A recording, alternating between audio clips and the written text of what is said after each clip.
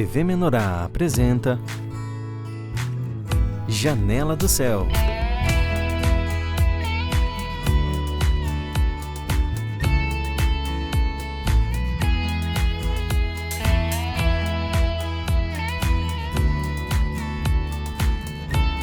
Janela do Céu.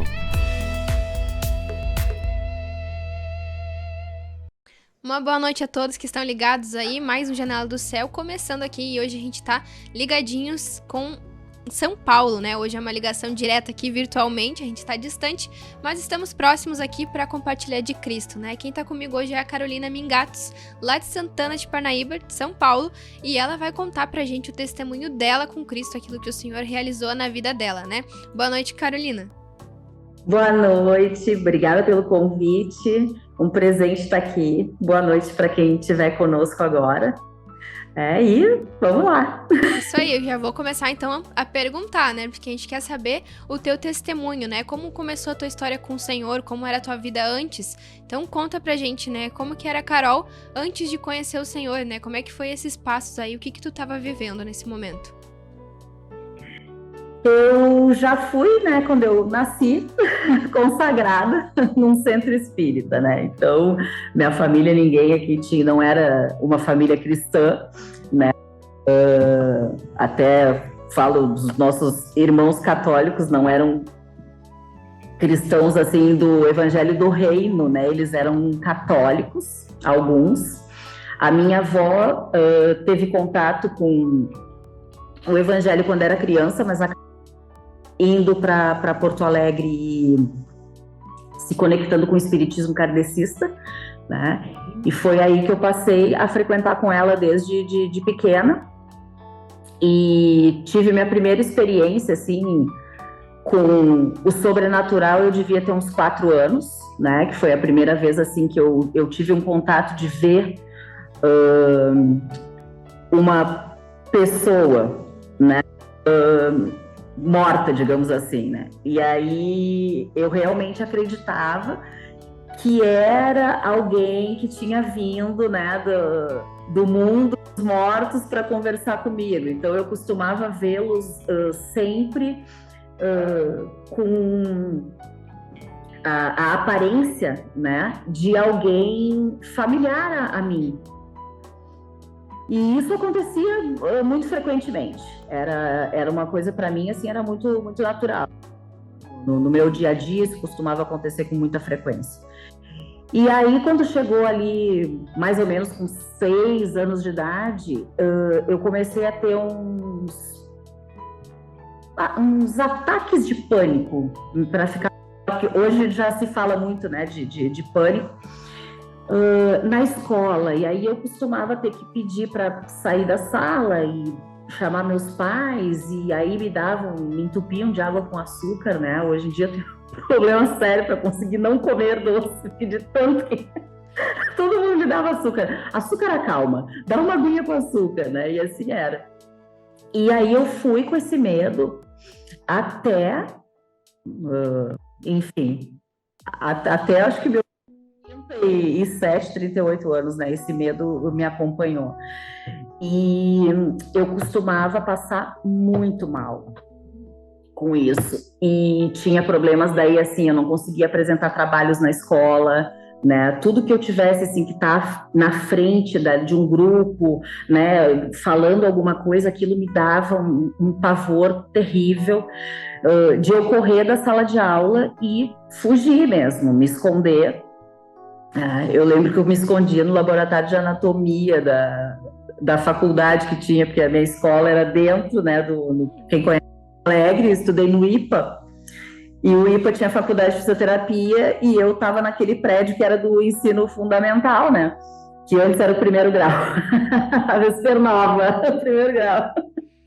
E aí eu fugia de lá para o outro lado, lá do campus, e eu ficava debaixo daquelas macas que eles colocam, né, os cadáveres lá para estudar, e eu ficava lá, né, óbvio, ia para casa, tinha pesadelos terríveis, passava a noite inteira em terror, né, porque lá tem tudo para ser estudado, é um laboratório bem, para uma criança, assustador, né.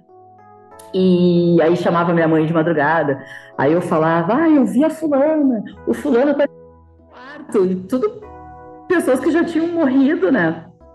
E até parecia o filme aquele, não sei se pode dizer nome de filme, né? Porque hoje tudo tem direito autoral, né? Mas o Sexto Sentido eu parecia o gurizinho do filme, era um horror. E aí, na adolescência, eu continuei com essa sensação muito ruim, né? De ter medo de tudo. Então, eu tinha medo de viajar, eu tinha medo de ir para longe de casa, eu tinha medo de ir para uma festa de aniversário passar mal, né? Porque dava taquicardia, eu suava frio, dava dor de barriga, a minha cabeça ficava, parecia que tinha uma nuvem, assim, sabe? É uma sensação, parece que a pessoa vai perder o controle, né? Que é o que a maioria das pessoas que têm síndrome do pânico sentem, né? Uma sensação de perder o controle, né? As mulheres, principalmente, os homens, acho que estão tendo um ataque cardíaco, e a gente fica, parece assim, ai meu Deus, será que eu vou enlouquecer, né? E aí eu comecei a ter aquela vontade de o que eu faço para fugir disso, né? Então, com 12 anos, eu acabei fumando meu primeiro cigarro, aí em seguida eu já tomei o primeiro porre da minha vida, e depois eu já comecei a fumar maconha, foi tudo assim, tipo, o abismo que chama o outro abismo, né? Que a gente só fica depois que conhece o evangelho, né? E com 16 anos, daí, eu conheci a cocaína.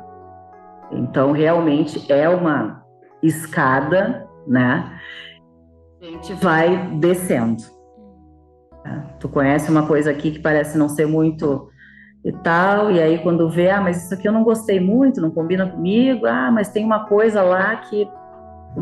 E aí eu acabei gostando, porque depois de adulta agora, 5 anos atrás, que eu fui descobrir o porquê que eu acabei me conectando com essa droga e achando que na verdade ela me fazia bem, né, mesmo sabendo que é algo que faz mal. E aí eu ficava, enfim, mais desinibida, daí eu não tinha aquele medo, né, de enfrentar público, enfrentar uma festa com 1.000 pessoas, e aí comecei digamos assim, eu achava que estava conseguindo curtir a vida, né.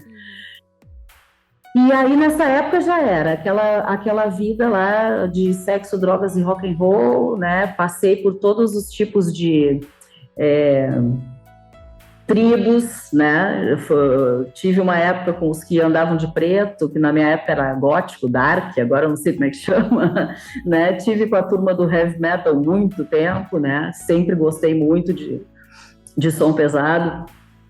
E tudo turma de Patricinha, Mauricinho, né? Então é um ambiente também propício a muita oferta de coisas, né? Porque aonde se tem condições de adquirir, né? Mais fáceis. E nisso a vida altos e baixos, né? Meus pais, eu fui criada pelo meu padrasto desde os 3 anos, né? Japonês.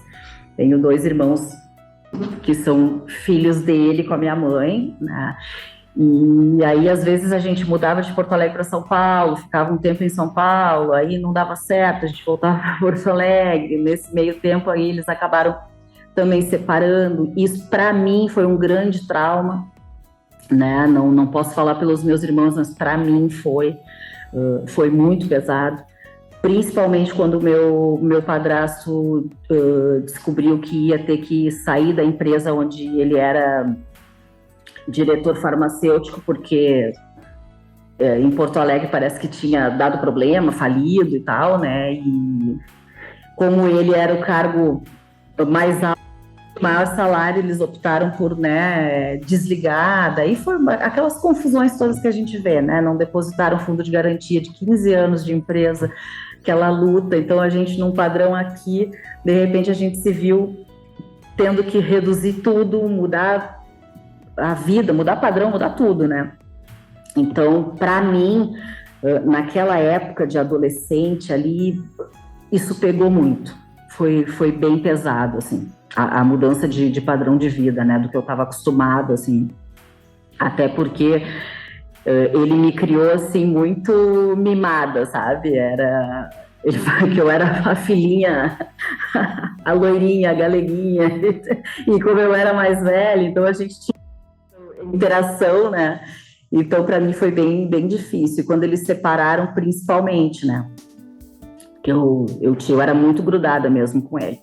E aí ele ficou em São Paulo e nós voltamos para Porto Alegre, né? Eu estava com uns 16, 17 anos mais ou menos. E aí, até dos 16 ali, até mais ou menos os 20 anos, foi só loucura. Né? Vivia na balada, minha vida era de balada. Chegou uma época que a minha mãe falou assim, não, para, porque era de segunda a segunda, eu estava na noite, né? Não tinha paradeiro, assim, eu trabalhava virada, né? Eu acabei os estudos assim também virada, chegava e ia direto, né? Tava sempre na farra, né? E bebendo, tirando cocaína, só não fazia isso todos os dias porque ainda tinha uma noção assim de que eu podia ir pro fundo do poço, né?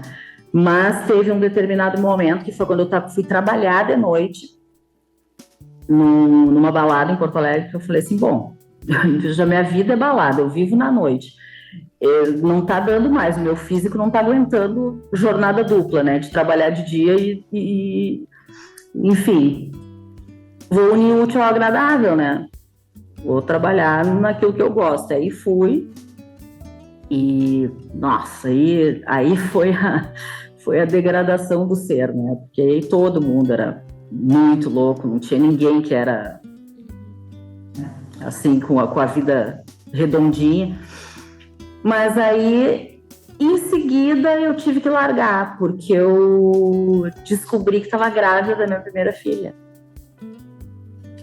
E descobri lá na balada. Posso contar, porque ela sabe, já contei todas essas histórias, meus filhos não têm segredos.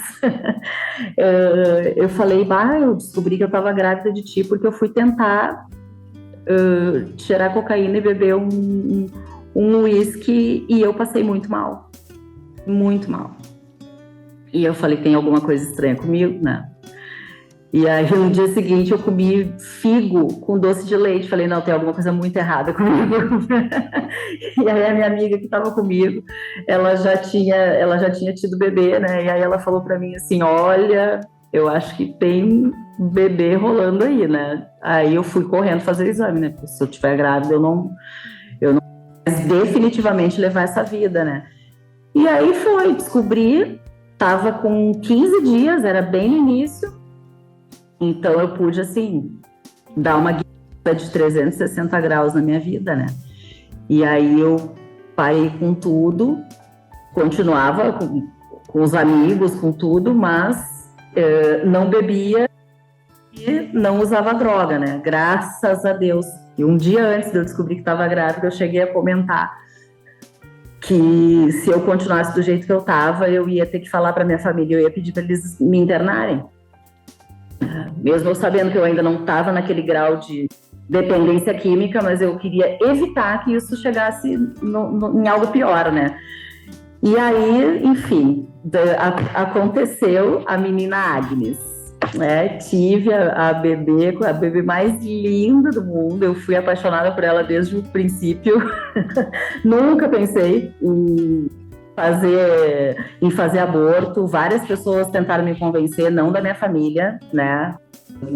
Meus pais nunca, meus avós, nem meus irmãos foram super parceiros, assim, eu tive uma família muito parceira nisso, né?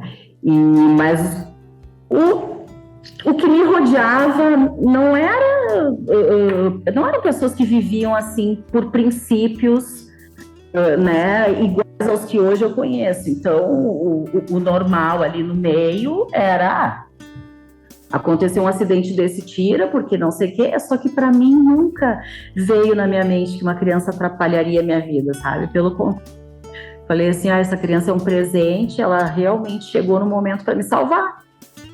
E eu vou pegar isso com tudo que eu tenho e, né, fazer disso um sonho.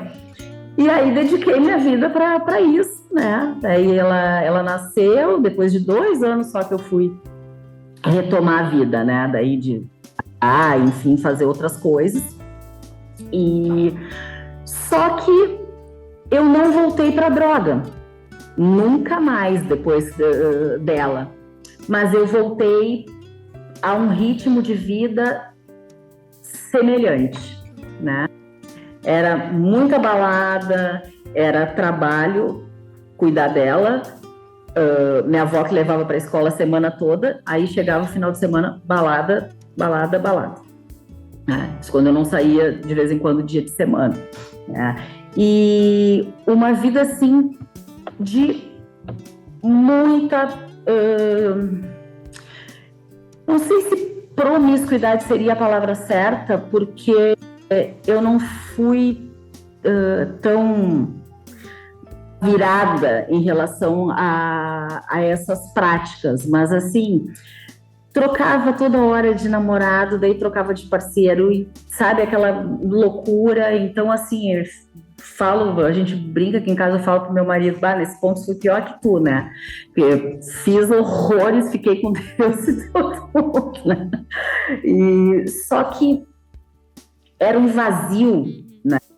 E eu falo brincando porque hoje eu tô curada disso, é uma coisa que não me envergonha, não me machuca, não dói, mas conto, inclusive, quando tem jovens comigo e tudo, para que eles fiquem cientes de que algumas atitudes na nossa vida não é só porque tu tem um caráter meio duvidoso, ou porque botar a culpa nos pais que deram. Não, eu tive uma ótima educação, eu tive pais amorosos, eu tive entendeu? Mas eu tinha uma questão que me perseguia, que caminhava comigo, que ia muito além das minhas vontades naturais, né? Eu tinha questões espirituais que eram muito mal resolvidas, porque eu não conseguia explicar aquelas coisas que aconteciam comigo, né? Eu ia nos lugares, eu enxergava legiões de espíritos malignos nos lugares, eu via o que estava agindo naqueles lugares, só que eu tinha uma percepção daquilo muito equivocada. Eu achava que aquelas coisas estavam só naquelas pessoas, mas que aquelas coisas não me atingiam. Afinal de contas, eles eram meus protetores, meus amigos, meus guias, meus santos, enfim, né? E quanto mais eu me envolvia naquilo, mais eu me aprofundava também nas coisas do mundo que só te levam para o buraco. Né?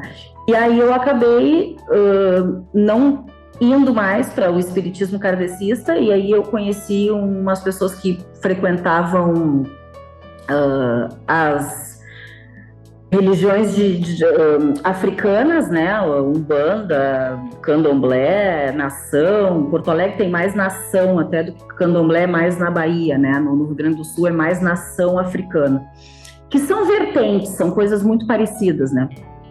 Mudam as doutrinas, mas o fundo é o mesmo, né? E aí eu comecei na Umbanda, daí eu fiz todas as consagrações que tinha para fazer na Umbanda, daí eu comecei a ir trabalhar com eles lá, né, que nada mais é do que tu ser, eles mesmos chamam cavalo, a gente não se dá conta disso no momento, mas eles chamam a gente de cavalo quando não chama de burro, né, que é a pessoa que se permite receber aqueles demônios para manifestar para as pessoas, né. E quanto mais eu me envolvia, mais eu via poder, mais eu via coisas sobrenaturais acontecendo. E tinha um vazio dentro de mim, eu buscava algo que me explicasse, né, essa questão do sobrenatural que eu sempre tive contato desde que eu nasci, não sabia por quê. Né? Mas aquilo para mim ali eu transitava no natural e no sobrenatural com muita facilidade. Então, logo que eu comecei, aí eu já comecei a desenvolver, como é que eu vou dizer assim, eu posso chamar de dons, e o Império das Trevas também tem dons, né? Então, tem poder, a gente vê milagres, a gente vê também curas, coisas muito sobrenaturais. Só que ali não se cria nada, né? Ali tudo se copia. Então, assim, tudo que acontece ali, que parece bom, que parece aquela coisa de fantasia, de mágica, uma hora a pessoa vai pagar um preço, né? Ou aquilo vai ser tomado de volta com todo o resto, né, que a pessoa tem, ela fica sem nada, né? Ou a cura que ela recebeu vai voltar em algo muito pior, sabe? É vida financeira, vida sentimental, tudo bagunçado, né? Eu, assim, nunca consegui ter uma estabilidade emocional enquanto eu servi na nação africana. Eu nunca consegui ter estabilidade profissional, né? Tudo que eu fiz, né, como troca, né? Eu dou isso, vocês me dão aquilo, né? Eu faço isso, vocês fazem tal coisa. Nunca veio da forma como me foi prometido. Tá? Nunca. É que nem tu pede pro pai uma bicicleta azul e ele vai lá e te dá uma vermelha. E aí tu fala, poxa, meu pai deveria, né, se quer me fazer feliz, perguntou o que eu quero, então me dá o que eu quero. Ou explica que não dá, né? Não, lá é assim, tu pede, te dá o que quer, se tu não gostar, tu tem que pegar mesmo assim, porque, enfim, é tudo obrigado, não tem vontade própria, né? E é tudo na base do sofrimento, é tudo na base da ameaça, é tudo como se tu fosse realmente um escravo. É uma obediência cega, porque tu não tem explicações para muitas coisas que tu é obrigado a obedecer, né? Tudo gira em torno também financeiro, né? Porque tudo tu tem que pagar, né? Se tu precisar fazer uma coisa para a saúde, tu paga, se precisar para tudo é pago, né? E tem que ser tudo do bom e do melhor, tem que ser tudo, sabe? Porque senão, se tu der uma coisa mais barata, tu vai ser castigado. Se tu não puder fazer porque tu não tem dinheiro, a tua vida vai virar de perna pro ar. O que nunca te deixam claro é que a partir do momento que tu bota o pé dentro de um lugar daqueles, uma hora ou outra a tua vida vai virar de pato pro ar. Verdade. Carol, vou ter que te interromper. Não queria, tava Fala, pra ouvir aqui, mas vou ter que te interromper pra gente ir pro intervalo e daqui a um pouquinho a gente volta pra poder voltar e tu concluir essa história aí. Estamos apresentando Janela do Céu.